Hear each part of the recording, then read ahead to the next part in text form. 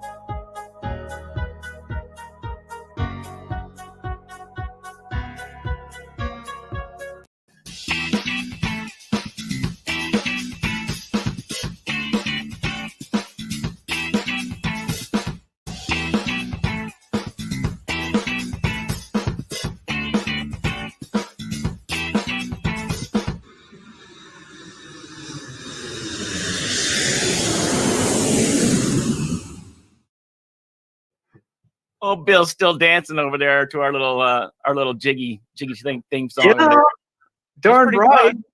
Welcome everybody to another episode of Flight School. My name is Matt Crump, and over there is my co-pilot and best buddy over there named Bill Dolan. I'm so excited he's here today. Thank you, Bill. Just flew in from the West Coast.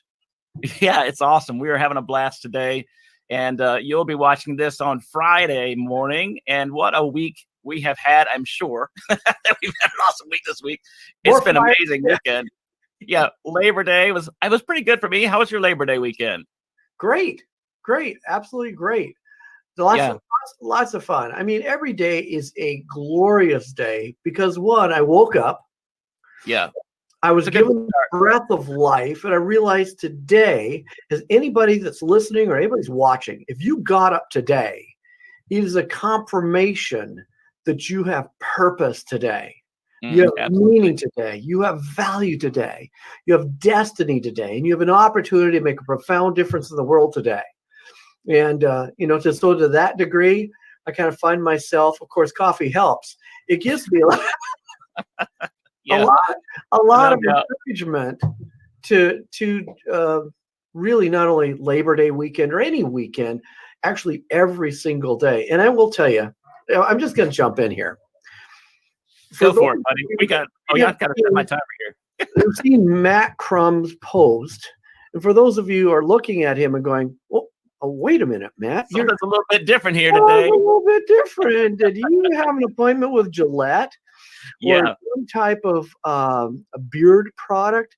Well, the answer is yes. And I'm not going to steal the thunder here, but I will tell you that one of the joys I have of knowing Matt and getting to do this program from time to time is this is truly a great man who has been through a profound series of life experiences that come with them profound and deep lessons that all of us can benefit from. And so while this show isn't all designed to go into all those, I mean, we teach some of the things and some of the great stuff that Matt has learned. But I encourage you, go back to this post. If you see a post about Matt and it shows his longer beard, whatever, it's an 8-minute piece, but it's probably 8 of the most inspirational minutes you'll have in your life. Okay. So I encourage you to go back, look at that. And if you don't know Matt for some crazy reason, reach out to him, like him, respond to his stuff, connect with him on LinkedIn. And aren't you on like 23 other platforms, Matt? At least maybe 24, but Yeah. I call LinkedIn home though. That's my home base. So I love Oh, yeah. love LinkedIn. Yeah, love our family here. It's been fantastic, and thank you So, for those words of sorry to just jump on that, but it affirmation. makes No, me no. that much more blessed, buddy. Really does.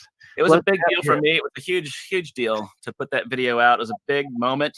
I wasn't sure I was going to cut it or not. I got really nervous about it. I had planned for it. I was ready to go. I had my Mhm. wife and kids video already done, kind of like whenever I was ready to go for it. And Mhm. that one morning I sat there in the bathroom and I had the scissors and I said, if you don't do it now, you're just not going to do it. And this is something I have to do because I've got to move to a new place. Right. And I just first cut, I thought, well, you're in it now, buddy. You're going to have the weirdest beard in the world, or you're going to do this thing all the way. So obviously you can tell, you can actually see my neck, which is funny for me. No, Anyway. I was going to say you having a very attractive neck. I could never say that before. You haven't. And again, is the idea of today's show. We weren't going to go into it so much, but I think it's really important to understand that for you cutting your beard, a lot of us have life experiences for which sometimes you want to monumentalize those things. I mean, for example, some people get charm bracelets. Some people get tattoos. Some people, I mean, I've got a piercing right here, and there's a story behind that. Why do I have that? And why is that particularly in my ear? And what does that mean? And so the same thing for your beard. There's this powerful story there, and I'm hoping that as people are listening, not only they'll go back and watch this, but think about those things in their own life that you have an opportunity to monumentalize because of the depth of the meaning, the depth of the lesson, the depth of the memory. Maybe it is a springboard to a place you want to be, or that which you aspire to. And there's power in that. And that's what you did, Matt. That's what you did for a lot of us. So yeah, thank you. Absolutely. And you're so right about all that. And really the only way they're going to be able to get to that next, I even hate saying next level, because I really don't believe in that kind of a thing. I think it's more of an opportunity to advance. I mean, some people could say it's probably next level, but you're never going to get to the next area of your life if you stay where you're at. Mhm.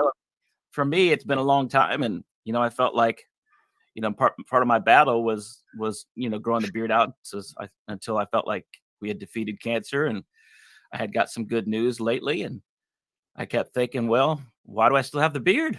If I Mhm. said this, I'm going to do this, right? Because actually, what was stopping me a bit, honestly, was a bit of fear that I'm going to go back to Duke again here shortly, which I have to every couple of months, Yeah. and they're going to say in this next test, you got another tumor. I mean, it's possible. But at Sure. this point in my life, I'm done. Like I said in the video, I'm done being a patient. I'm done with that whole like, oh my God, what's next? And what's the next worst thing? I'm ready to say, let's move forward, right? So it just Right. takes a little bit and it doesn't matter what your story was, what Mhm. happened. It could have been some horrific thing done to you physically. It could be something done mentally. It could be, all kinds of issues that we all face. And until we're willing to cut them off and say, that's it, I'm done, it's never going to leave, right? But that's a Right. whole nother story. I appreciate that. And yeah, there is a great video out about it. We'll spend another 8 minutes talking about it here now, but we only got a little bit of time to dig into where we started on our last episode. We started talking about a tool I created called the fifth gear. And Yeah. that's relative towards the 4 stages of learning, specifically around unconscious competence. And I know you wanted to go with that a little bit. So I just want to set that up a little bit and let Yeah, Bill go. I think it's important. I mean, for those of us that were with us when we talked about this before, great foundation. If you weren't, I don't want you to miss the foundation. So I'm just gonna lay low here, Matt. I'd like you to be able to review the concept of the 5th gear, and then to move into that area. I think that we promised our the folks that were with us last week, and a little deeper understanding of what that unconscious competence and conscious competence is all about. So if Yeah. you don't mind, take it away. Yeah, absolutely. I pop that up on the screen so everybody can see it here.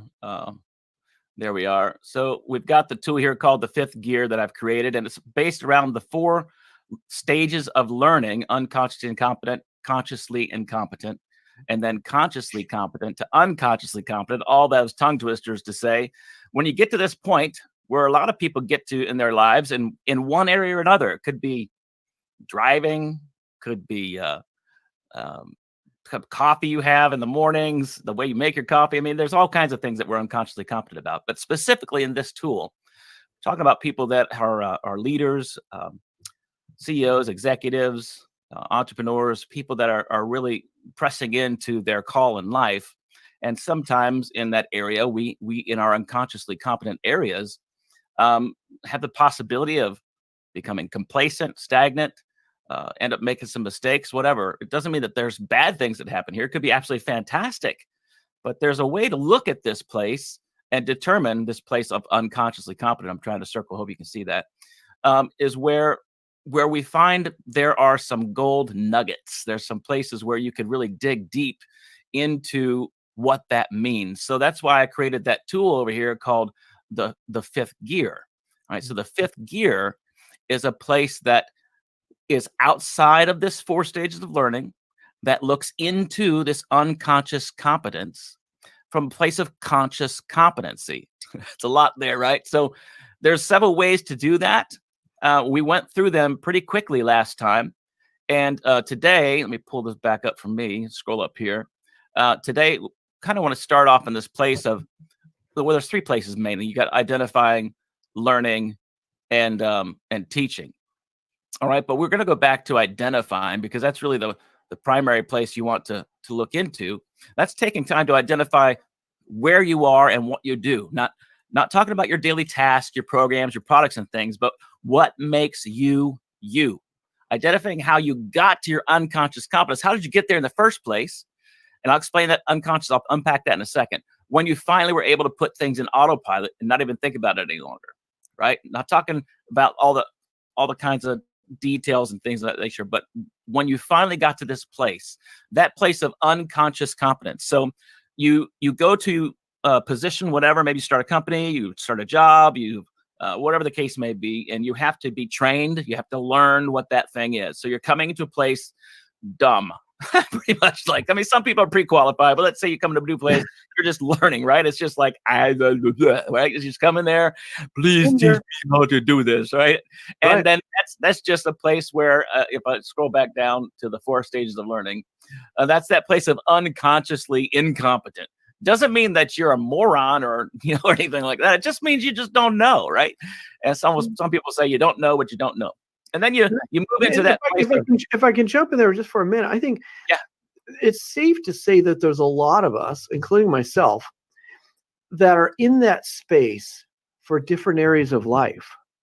I mean, because you can be unconsciously incompetent, for example, in my understanding of human relationships. I can be, there's that term people use about blind spots. Is another way of gently saying unconsciously incompetent, is that you have blind spots.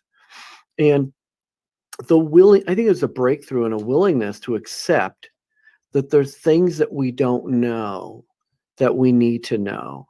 Right. Instead, one of the symptoms, I think, of that is that they will defend that they know what they think they know. Because most of us are afraid to not know something. We want to have definition. We want to have a grounding. And we're more inclined to ground ourselves on something that isn't true or a falsehood or whatever it is, than to admit that I don't know. So I think it's a breakthrough, Matt, and I'm really noticing that a lot, especially lately. Well, the funny thing about that, honestly, Bill, is the older we get, the more we start to recognize some things than we didn't when we were 20 years old, right? And yeah, no doubt. I mean, I listen to my daughter, 16 years old, telling me, Dad, I mean, just because you're old and I'm 16 doesn't mean I don't know things, doesn't mean I don't understand stuff. And, I'm not dumb, blah, blah, blah. I get it. I know you're really smart. You just don't really know what's coming after this point right here. And I'm trying to tell you what's there and you're not listening. And it's so easy, even as adults, for us to stay there, because sometimes it has to do with pride. There's a lot Yeah. of pride sometimes we have, and our egos and our prides that stop us from being able to move past that point. That was that point of ignorance, of unconscious competence, right? So it's important to stay teachable in our lives, Mhm. humble, to be able to gain access to those places. I've been hurt sometimes. It hurts on the inside when people tell me some stuff that I'm really passionate about. I think I'm killing it. I've got a home run there, and somebody tells me, "Now you suck there," right? I mean, they wouldn't say it necessarily that way. Some people have had said it, but primarily that's the way it feels. Like, oh, and when that happens, you can either get defensive, the walls go up, or you can say, all right, I'm willing to hear what you have to say, because whatever you're going to tell me makes me better to do what I really want to do. Then I want that, right? And that doesn't come overnight for a lot of people. No, I think it's completely unnatural. It really It is. is it is quite unnatural. Yeah. The next point we were talking about there, past the unconsciously incompetent, is a consciously incompetent. Now you know that you don't know a thing about what they're talking about, right? I know that I don't know, and I Mhm. feel really crazy right now. I feel awkward here. This is a place where people can retreat, Mhm. or a place where people can start digging in. The first place is possibly an offensive area, a defensive area that happens, or you move forward into a place where you're feeling like, I really don't know what I'm doing here. Mhm. And that could also be a place where you move further into by getting the help and access that you need, or you retreat completely because you just don't want to be told, or you don't want to face the facts, right? In some cases. Isn't this a good spot for people that really decide, you know what, I need a coach in this area? Oh, absolutely. I, Yeah. That's, of course, that's the humility that's going to take you to the coach, because you're admitting, I do need the help.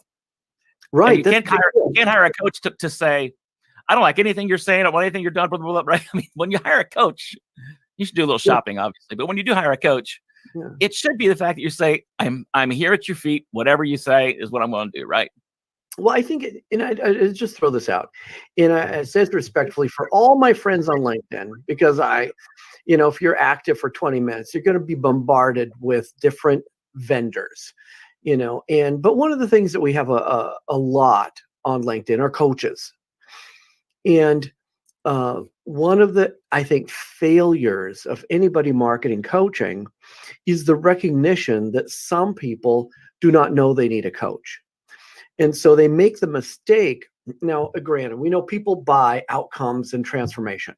You know, uh, I want to experience something, or I want to receive something, therefore I'm going to buy it. But if they don't attach you, and they don't attach the process to achieving that outcome, you're in sales mode. And so I see a lot of coaches saying, would you like to have more joy, make more money, grow hair, blah, blah, blah, whatever it is? And Well, I'm they not talking about the hair part right there. Why'd you mention that today? yeah, I'm sorry, that was a tender subject. But but they set this here and forget that, or here, I'm putting my hand here. The gap between here and here has to do with, one, the recognition that this is the coaching I need. And the second is, you're the coach I need to get it from. Yeah. Those are two giant leaps. So I only throw that out because I think that's important, that if you are at that point where you're thinking, okay, I'm consciously incompetent in this area, now is the time to be vigilant, because there is help out there. There are people that you can get the resources from and the trust that can go with it. But I would say choose wisely. But for goodness sake, do not retreat.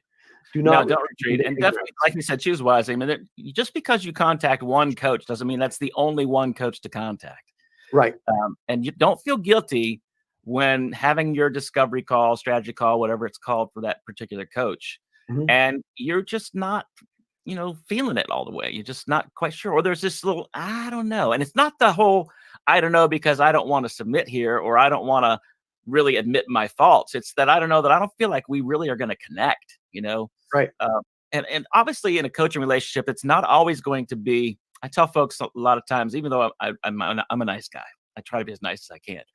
But I can also be kind of Simon Cowlish when it comes down to coaching, Yeah. because I have the ability to fly at 50,000 feet with people, and I could see where you want to go and what's happening, and sometimes those blocks in your life before you even do, and I can know what's going on down there, right? And then there's times when you may want to take a left or right turn, and I know that's not the right way. It's not. You shouldn't do that. Yeah. Right. And I try to do my best to steer somebody that way. And sometimes it doesn't feel good for a person when that happens. You try your best to communicate it in the best ways, but there's going to be times you're going to be challenged. And you should always have somebody that's going to challenge you, never somebody that's just going to tickle your fancy. But somebody's going to challenge you, right? Well, and this is what I love about you is that and here's a quick tip, and then I'll shut up again, is that when you have someone that says, I'm here to coach and I want to do a discovery call, and they're doing less discovery, more sales, that's a red flag.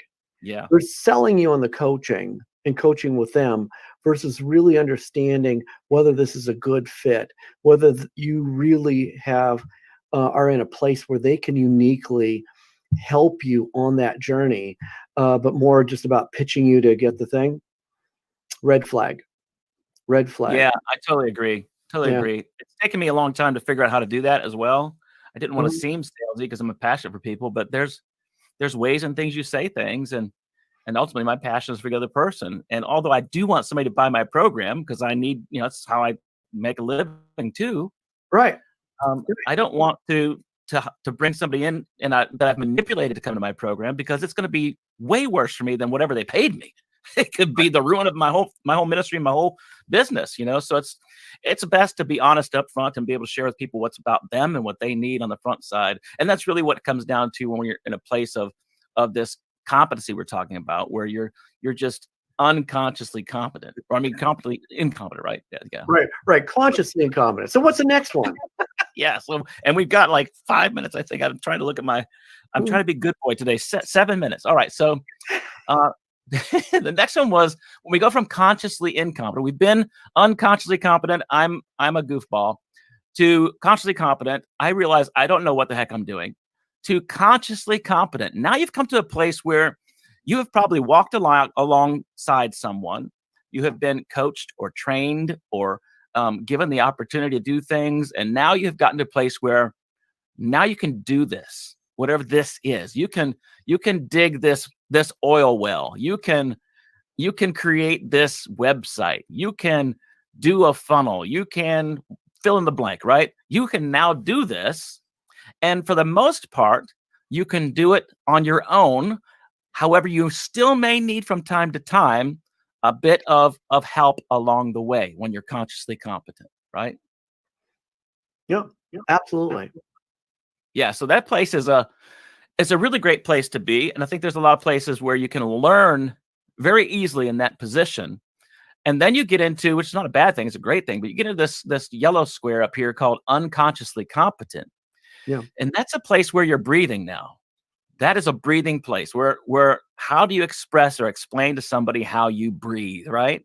I suck air in. You don't think about breathing. It's just a natural part of your life, as much as whatever this thing you're doing is a natural part of your life. It's the way it goes. It's the way it flows. Everything's been running smooth. And you rarely think about anything unless there happens to be a crisis or emergency. And even then, your unconscious competency shifts into high gear and you're able to do things, right? So that place of unconscious competency is really where people find their superpower. It's really who you are at that point that makes you who you are, that makes others who they are. That's so a great, powerful place where this superpower exists. So much to the point where even like thinking of superpower, Superman, for most of the time, if you're thinking about Superman, he didn't think about, okay, how do I be Superman now? How do I fly? How do I stop this bullet? Oh, they're going to shoot at me. How do I do this? It doesn't happen. He just, boom, he reflects bullets. He flies. He does things because he's Superman. That's just who he is. And when we get to this place of unconscious competence, that's who we are. That's just what we do. That's how it flows, right? And then when you're doing that for a period of time, so somebody says to you, hey, Bill, how did you do that? I've heard people say this. I don't know. I just do. That's a lot of common comments that come back. I don't know. I just do. And for me, that's why I wanted to create the fifth gear that we're going into a little bit. We'll spend more time going to that next episode. But in the fifth gear, that's how you're able to engage something in your life, to look back at that conscious competency of this unconscious competency in your life, to be able to express and explain it to other people, sharing your superpower. Not, like I said, not like your tasks, your books, your websites, not your stuff, but the mojo, the superpower, the what makes you to give to somebody. And that, I think, is a game changer. It's gigantic. It's gigantic. And I'm excited for those people that can catch this early on in life. Oh, yes. I think most of us live a life that is surrounded by social beatings. You can't do this, you can't do that, and then our own things that we say to ourselves, our self-talk, our self-condemnation, our comparisons with others, and in the secret belief that we are what we do, not who we are. That we're human doings and not human beings. And we're more concerned with what we have than what we're being transformed into, and the idea that our lives are an instrument of transformation for others. This is bigger than all the measuring sticks that the marketing and sales and business world can ever offer, because it really addresses the idea of you and the powerful, unique value that you are. And it's funny, the other day, over Labor Day weekend, I got kind of a rush project from a client that said, "Hey, can you really help us?" And I was working with someone who had been involved in the equestrian business. And that means horses, y'all. Horses. I mean, yeah, horses. Yeah, it was Kentucky Derby Day. Oh, nice. It's a big deal. They're involved in that space, and I'm working with truly one of the best in the field. And it dawned on me, and I shared it with them, that they were kind of lamenting that maybe I'm too old now, and maybe I can't do this now, and maybe with this, and I remind them, and I share this in my book, that every day, today marks a day that you have never been smarter than you are today. That's so You've good. never been wiser than today. You've never had more context than today. You've never been in a position to have a profound impact on the world than today. And I go into of course, in my book, about what that really means to live that out and to embrace that. But it's so important that you embrace it, because as much as this person had accomplished, it was hard for them to accept it, because they'd already decided that the best was behind them, and that couldn't get much better. And really, they're on a downhill slope. They'd lost hope. They'd lost belief. And they bought into a lie that this world says that there's a point where you peak, and from that point on, it's like toast. And actually, and I won't say the words that she said,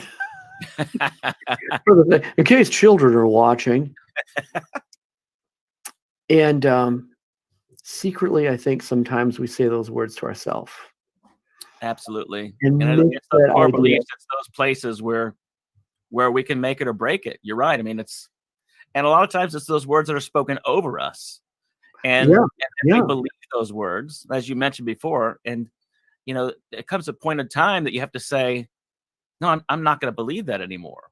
And it's not so easy by yourself. Obviously, it's so important to be able to have I'm not talking about necessarily hiring somebody, but a great person of accountability in your life, someone that you like and love, someone that you serve, someone that serves you, someone that is probably a little bit further along in the game than you are, that could speak life into you. There's places of that where you can find those accountabilities and move forward. And really, that's what we want to do on our next episode, kind of digging into that area of how we're going to move forward when we identify some of the areas we talked about today, and then find out how we engage that in our own personal lives. You have to know what it is first in you before you can tell anybody else, right? So That's what this whole fifth gear thing's about. And we'll dig into that some more in our next episode. But it looks like we're out of time already.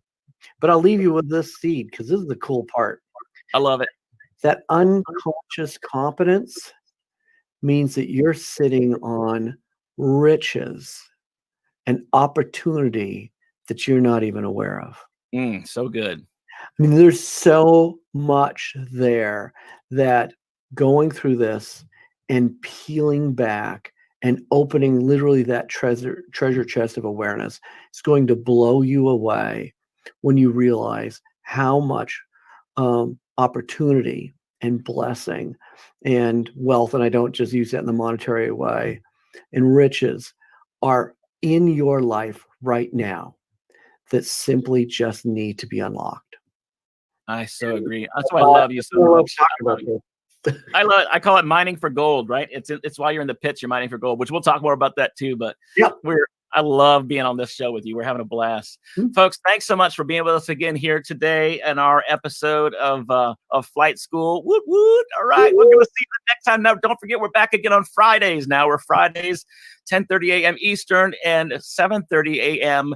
Pacific time. Yeah, he's going to be a little sleepy in the morning, but get your coffee. Get your coffee. And friends. Until then, we'll see you the next time, everybody. Thanks for being with us. God bless you. Woot, woot. Each week, Phil and I bring you episodes to help you get and stay grounded in your business and your life with lessons that help you fly higher heights and know exactly what your flight plan is. Join us each week on Fridays at 10:30 a.m. Eastern and 7:30 a.m. Pacific time. Welcome to Flight School.